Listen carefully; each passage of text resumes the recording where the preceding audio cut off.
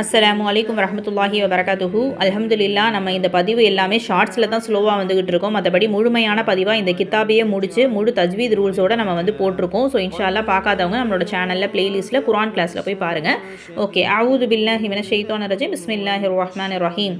அஸரி அஸரி கவ் லாம் யா கெஸ்ரா லி கௌலி. ஸோ இந்த பாடங்கள் வந்து துணை எழுத்துக்களுக்கான பாடங்கள் பார்த்துட்டு வரும். எந்த லெட்டர் பக்கத்தில் அலிஃப் வந்தாலும் நீட்டணும், யா வந்தாலும் நீட்டணும் அப்படின்றத பார்த்துட்டு வரும்.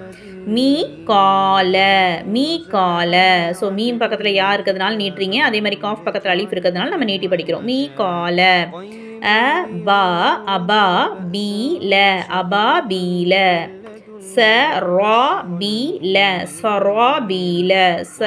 சரா ரா அலிஃப் இருக்கிறதுனால நீட்டுறோம், அதே மாதிரி பா யா கெஸ்ரா பி சராபீல.